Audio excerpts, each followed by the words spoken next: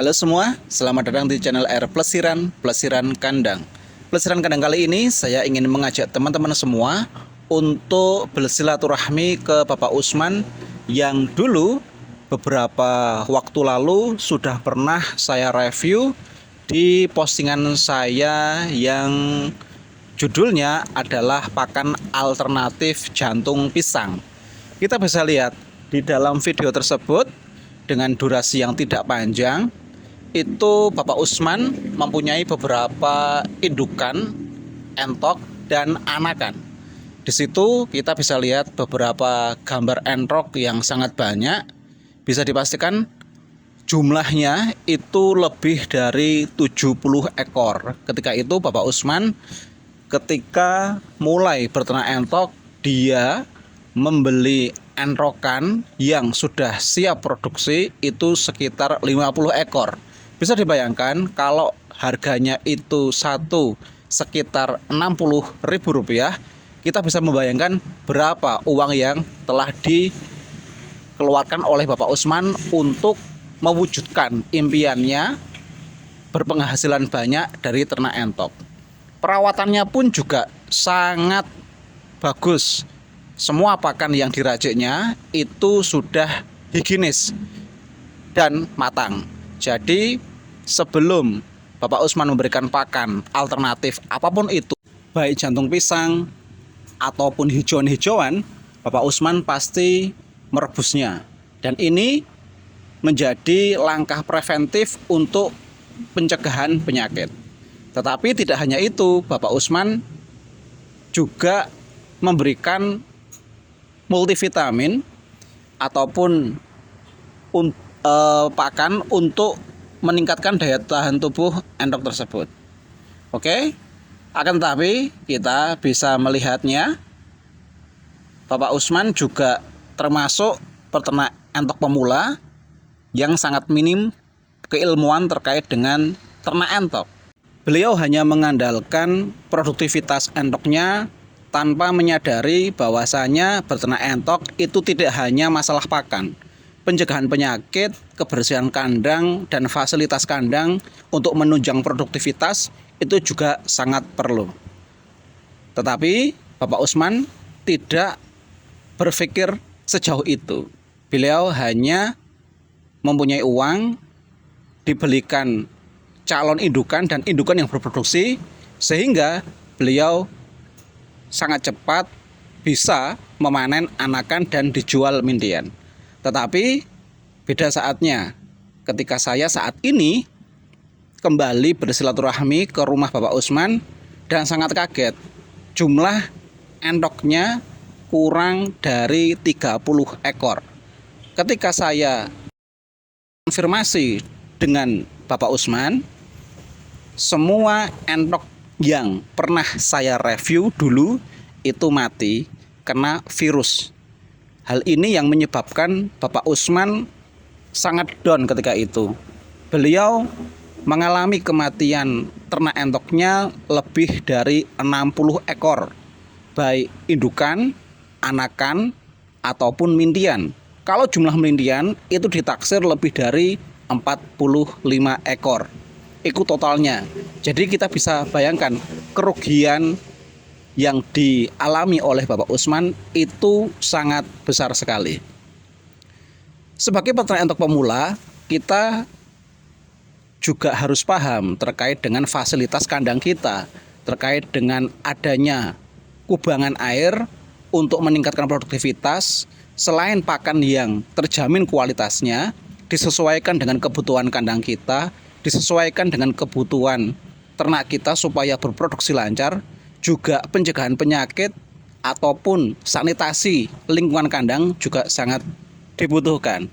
Ini yang tidak terfikir oleh Bapak Usman. Beliau hanya mempunyai modal membeli bahan indukan supaya nanti lebih cepat berproduksi dan bisa menjual mindian, dan akhirnya beliau mendapatkan untung yang maksimal. Itu harapan Bapak Usman, tetapi kenyataan tidak sesuai dengan harapan. Kenyataannya ketika beliau entok-entoknya ini diserang penyakit, Bapak Usman tidak bisa berbuat apa-apa dan tidak bisa menanggulangi supaya penyakit ini bisa tidak menyerang. Minim itu ada beberapa endok yang terselamatkan, tetapi tetap beliau mengalami kerugian disebabkan karena kematian ternak endoknya.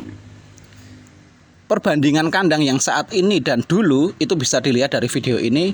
Kalau dulu kandangnya sistemnya sekat sudah bagus, luas, kering, tetapi tidak ada umbaran.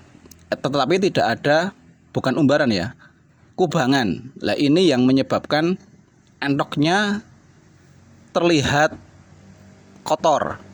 Jadi kotoran-kotoran yang menempel di badan endok Bapak Usman ini itu adalah awal terjadinya bibit penyakit yang dialami oleh ternak endoknya. Beda dengan saat ini, Bapak Usman saat ini sudah menyediakan kubangan air yang cukup bagus, permanen, juga cukup luas, sehingga Bapak Usman bisa menjadikan endok-endoknya ini terlihat bersih dan segar. Itu yang pertama. Yang kedua terkait dengan sanitasi lingkungan. Bapak Usman juga saat ini membatasi endok-endok dari bercampurnya endok yang masih muda dan endok-endok yang sudah berproduksi. Di dalam kandang yang ukurannya lumayan luas, ini ada sekat ternyata. Yang sebelah utara itu untuk endok yang sudah berproduksi, yang sebelah selatan itu adalah endok-endok yang masih muda.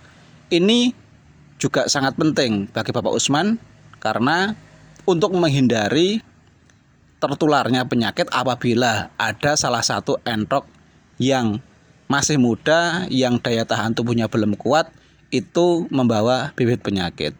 Selain itu Bapak Usman juga tidak hanya diberikan pakan yang biasa-biasa saja, beliau meningkatkan campuran pakan yang saat ini digunakan adalah dengan menggunakan konsentrat dan menebangi pepohonan yang bisa menghambat sinar matahari langsung ke kandang.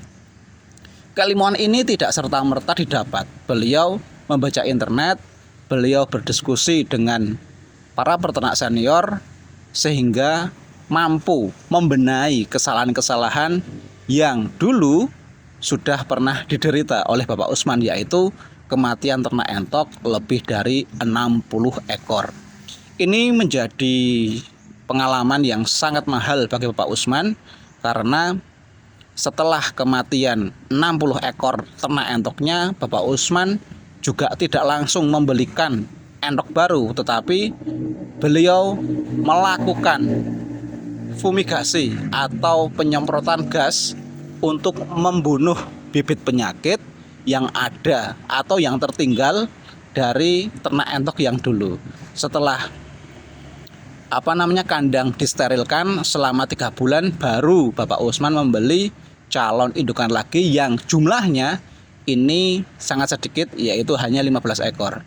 Dan sekarang sudah berproduksi dan total anakan serta indukan itu di total hanya 20 ekor. Jadi pengalaman Pak Usman ini juga sangat penting bagi kita semua, bahwasanya ternak entok itu dimulai dari kualitasnya yang sedang-sedang saja dan jumlahnya juga jangan terlalu banyak, karena kalau kita masih pemula, ketika memanajemen kandang dengan jumlah ekor yang sangat banyak atau jumlah entok yang sangat banyak, ini pasti akan ada kegeseran-kegeseran atau kesalahan-kesalahan kecil yang menyebabkan kesalahan itu menjadi berakibat fatal. Ya, bisa dipahami itu ya. Jadi peternak entok itu harus bersabar, hargai proses, jangan dikejar nafsu untuk mendapatkan pendapatan yang banyak, tetapi ini mati proses. Ketika ada bibit penyakit atau kesalahan-kesalahan yang kita lakukan di kandang kita evaluasi dan kita sudah merasa cocok, maka kita lanjutkan dan sedikit demi sedikit kualitas dan kuantitas entok kita itu diperbarui dan diperbanyak. Mungkin itu yang dapat kami sampaikan. Semoga ini menjadi informasi yang bermanfaat bagi teman-teman, bahwa kita sebagai peternak entok pemula harus selalu menghargai proses. Jangan beranggapan entok itu harus banyak, harus bagus, harus modalnya harus banyak, dan bisa mendapatkan untung yang maksimal. Ya kalau tidak kena penyakit, kalau kena penyakit seperti yang diderita Bapak Usman, apa jadinya? Semoga ini menjadi pengalaman yang tidak terulang di kandang kita semua. Sampai jumpa di video selanjutnya hanya di channel El Pelesiran Kandang.